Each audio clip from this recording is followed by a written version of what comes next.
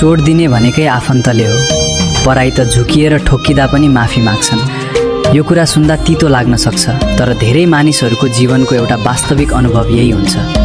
हामीलाई रुवाउनेहरू प्रायः ती हुँदैनन् जसलाई हामी चिन्दैनौँ। हामीलाई रुवाउने त ती नै हुन्छन् जसलाई हामीले आफ्नो संसार ठानेका हुन्छौँ। हामी सबैभन्दा धेरै भरोसा आफ्नै मानिसहरूमाथि गर्छौँ। आफ्ना खुसी, दुःख, कमजोरी र सपना उनीहरूसँग बाँड्छौँ, किनकि हामीलाई लाग्छ आफ्ना मानिसहरूले कहिल्यै चोट दिँदैनन्। तर विडम्बना, कहिलेकाहीँ सबैभन्दा गहिरो घाउ त्यहीँबाट आउँछ जहाँ हामीले सबैभन्दा धेरै विश्वास गरेका हुन्छौँ। पराई मानिससँग हाम्रो धेरै अपेक्षा हुँदैन, त्यसैले उनीहरूले सामान्य सम्मान देखाउँदा पनि मन खुसी हुन्छ। मैले भन्न खोजेको सबै आफन्त नराम्रा हुन्छन् भन्ने होइन।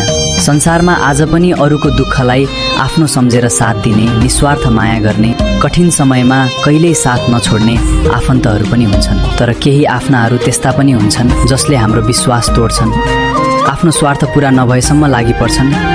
जब आफ्नो स्वार्थ पुरा हुन्छ तब टाढिएको पत्तो समेत हुँदैन।